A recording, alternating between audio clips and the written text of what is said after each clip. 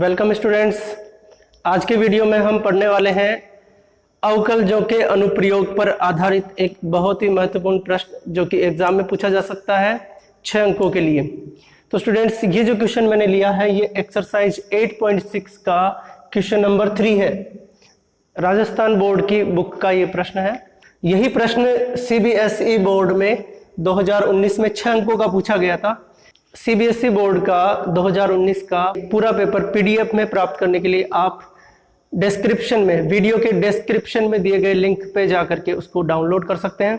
तो स्टूडेंट्स, करते हैं वीडियो की शुरुआत। तो स्टूडेंट्स, सबसे पहले हम क्वेश्चन को समझते हैं, उसके बाद हम इस प्रश्न को हल करेंगे। क्वेश्चन है कि एक गोले में एक शंकु बनाया जाता है, तब सिद्ध कीजिए कि उसका आयतन महत्तम होगा यानी मैक्सिमम होगा यदि शंकु की ऊंचाई गोले के व्यास की 2/3 हो। तो स्टूडेंट्स, क्वेश्चन को अगर हम गौर से देखें तो इस प्रकार के जो प्रश्न है, ये प्रश्न मैक्सिमा और मिनिमा यानी कि उच्चिष्ट और निम्निष्ट पर आधारित प्रश्न है। तो यहाँ पर एक गोला दिया हुआ है, जैसे ही हम एक गोले का चयन करेंगे, जैसे हमने एक गोला बनाया तो उसकी रेडियस फिक्स हो गई, तो यहाँ पर गोले की जो रेडियस है उसको हमें कांस्टेंट लेना है। इसी को आगे बढ़ाने पर यह बिंदु A से जा करके मिलेगा। OD की वैल्यू अलग अलग शंकुओं के लिए अलग अलग हो जाएगी, यानी कि यहाँ पर x वेरिएबल है, साथ ही ये जो आधार है इसकी त्रिज्या भी यहाँ पर वेरिएबल हो जाएगी। तो स्टूडेंट्स, हमें इस तरीके का चित्र यहाँ पर बनाना है। अब हम यहाँ पर लिखते हैं, क्योंकि गोले की त्रिज्या r हो गई और हमें शंकु का आयतन का फॉर्मूला लिखना है, तो शंकु के आधार की त्रिज्या यानी कि BD और शंकु की ऊंचाई AD हमें चाहिए। माना शंकु की ऊंचाई ये मैंने मान ली कैपिटल H। अगर मैं इसको कैपिटल H कहता हूं तो AO तो है रेडियस और ये है x, तो इसकी वैल्यू हो जाएगी r प्लस x। और त्रिभुज OBD से अगर हम पाइथागोरस प्रमेय का यूज करें तो आधार की त्रिज्या आ जाएगी, यहाँ पर आधार की त्रिज्या, शंकु के आधार की त्रिज्या अगर मैं कैपिटल R लिखूं तो यहाँ पर पाइथागोरस प्रमेय का यूज करते हैं हम लिखेंगे r² माइनस x² का स्क्वायर रूट। ये हो जाएगी शंकु के आधार की त्रिज्या BD। अब हम लिखेंगे शंकु के आयतन का फॉर्मूला। शंकु का आयतन, शंकु के आयतन का फॉर्मूला होता है 1/3 पाई r² h। क्योंकि यहाँ पर रेडियस कैपिटल R और हाइट कैपिटल H लिखी है, इसलिए मैंने यहाँ पर कैपिटल R और कैपिटल H यूज किए। कैपिटल R की वैल्यू ये है, स्क्वायर करेंगे तो इसकी वैल्यू हो जाएगी r² माइनस x²।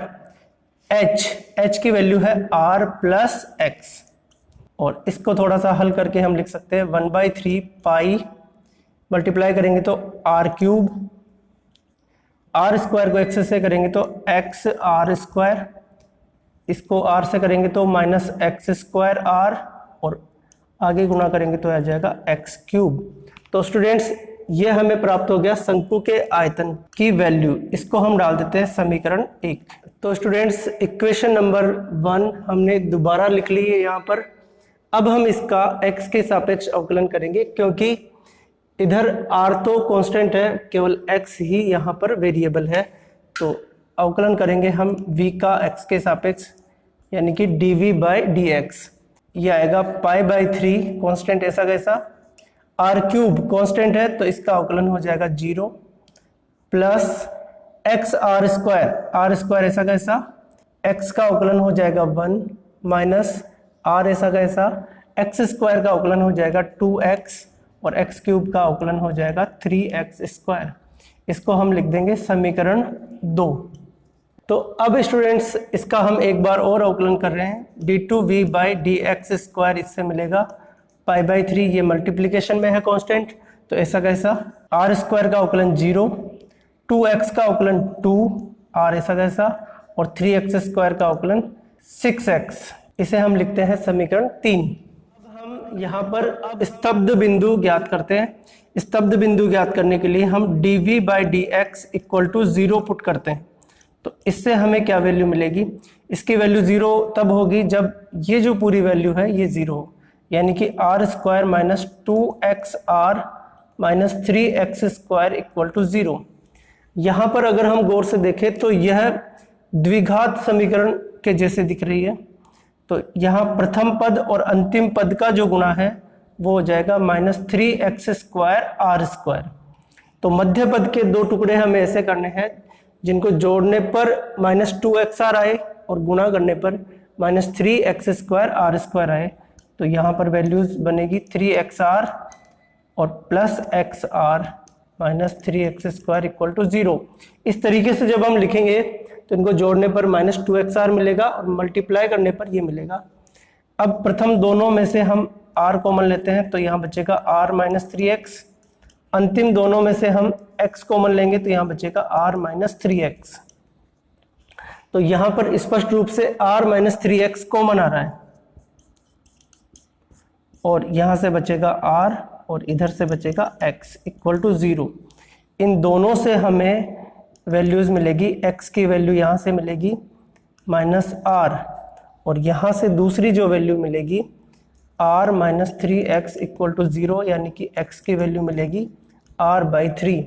तो यहाँ पर जो दो वैल्यू मिली है उनमें से ये जो पहली वैल्यू है ये नॉट पॉसिबल, क्योंकि इस चित्र में x की वैल्यू नेगेटिव नहीं हो सकती। तो नॉट पॉसिबल है ये वैल्यू, ये संभव नहीं है। तो दूसरी जो वैल्यू है x की r/3, यह हमें स्तब्ध बिंदु मिला है। अब हम इस स्तब्ध बिंदु पर द्वितीय कोटि के अवकलज का चिन्ह देखेंगे। तो मैं इसमें वैल्यू पुट कर रहा हूँ d2v/dx² eight x equal to r/3। इस तरीके से लिखना है अपने को, π/3 minus 2r minus 6x, x की वैल्यू r/3। तो यहाँ पर अगर हम हल करेंगे तो ये दो बार कट जाएगा, माइनस 2r और minus 2r, minus 4r into π/3। ये वैल्यू हमें मिली। स्पष्ट रूप से ये नेगेटिव वैल्यू है। ये जो हमने टेस्ट लगाया है इसको बोलते हैं सेकंड डेरिवेटिव टेस्ट। तो हम बोल सकते हैं इसलिए सेकंड डेरिवेटिव टेस्ट से हम कह सकते हैं कि x इक्वल टू r/3 पर, क्योंकि v का द्वितीय कोटि का अवकलज नेगेटिव है इसलिए v क्या है, महत्तम है। v यानी शंकु का आयतन महत्तम होगा x इक्वल टू r/3 पर। अब हम प्रश्न को देखते हैं कि प्रश्न में पूछा था कि शंकु की ऊंचाई गोले के व्यास की 2/3 होगी। तो हम यहाँ पर देख सकते हैं कि हमने जो ऊंचाई कही थी उसकी वैल्यू थी r प्लस x। तो इसमें हम x की वैल्यू ये पुट कर देते हैं r/3, तो ये हो जाएगी 4r/3। व्यास की 2/3 हो तो हम इसको व्यास के रूप में लिखते हैं 2 इंटू 2r/3। 2r ये हो गया व्यास। तो यहाँ से हम साफ लिख सकते हैं कि 2/3 व्यास की 2/3 है। तो स्टूडेंट्स ये था क्वेश्चन 6 अंकों के लिए। आज का वीडियो आपको कैसा लगा आप कमेंट करें और इस वीडियो को अपने दोस्तों के बीच में ज़्यादा से ज़्यादा शेयर करें।